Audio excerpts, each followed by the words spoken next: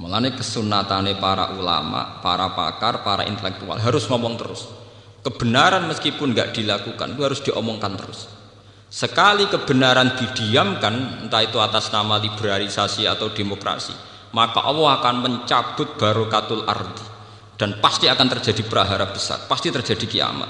Dan itu naudzubillah min syarri napa? Kebenaran itu harus diomongkan terus. Kita harus ngomong terus. Saya itu pernah debat kusir sama seorang profesor, pernah debat kusir sama seorang kiai yang tawadhu. Saya bilang gini, seorang ulama itu dono unsur premane, kudu ngomong terus kebenaran. Wes ora ono wong ngandel lah, pokoke ngomong terus.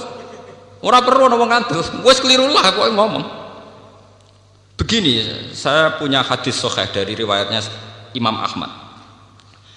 Inna Allaha ta'ala la yanzi'a barakatal ardi hatta la yuqala fil ardi lizalim antaz zalim. Allah tidak akan mencabut barokatul ardi sampai di bumi tidak dikatakan pada orang zalim antaz zalim. Sekarang begini misalnya, contoh paling mudah yang kita mendapat berkah. Contoh paling mudah kita mendapat berkah dari contoh ini. Sebetulnya atas nama etika Jawa, etika Jawa. Kita nanti tonggo lonte, iku sawangane secara etika wis urusane dewi-dewi. Ora usah mbok omongno iku lonte, sundel, sembah kono. Tapi barokahnya kebenaran bahwa orang nakal harus kita katakan sundel lonte. Itu kelontean dan kesundelan akan tabu terus selama orang masih ngomong untuk lonte itu sundel, untuk orang BTS itu lonte atau sundel. Artinya apa? Orang masih jijik atau merendahkan derajat mereka yang berprofesi sebagai lonte atau sundel. Dan ini baik bagi agama, bagi keberlangsungan moral, karena masih ada yang menjijikkan proses-proses yang salah. Meskipun kita sebagai ulama, sebagai tokoh masyarakat, tentu mereka kita kasih ruang taubat, juga kita kasih hak-hak sebagai martabat, sebagai manusia. Tapi kita tetap akan bilang bahwa itu namanya lonte, sundel atau apa. Ini rungokno tenan. Sehingga apa? Dengan posisi masyarakat yang merendahkan derajat atau yang berprofesi lonte, orang inginnya itu dagang secara baik-baik. Orang inginnya jadi PNS secara baik-baik. Orang inginnya dapat uang lewat ternak secara baik-baik.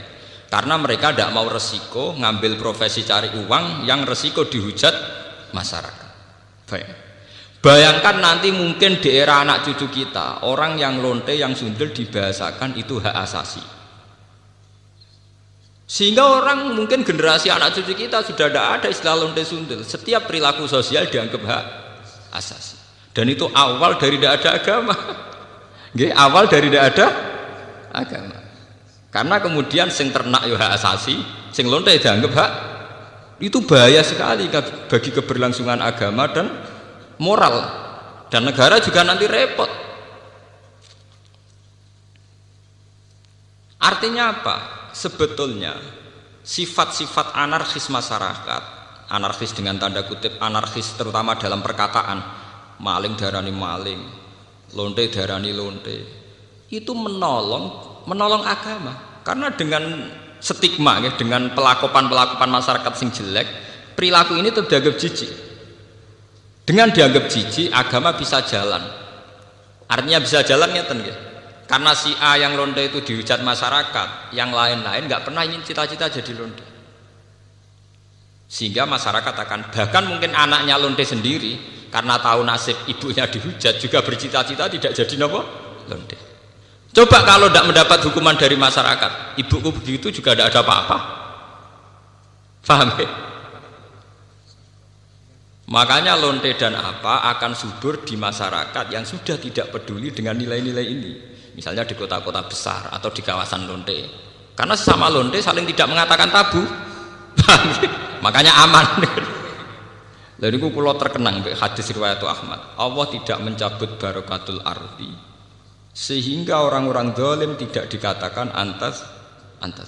Itu bahaya sekali kalau kita sudah tidak peduli.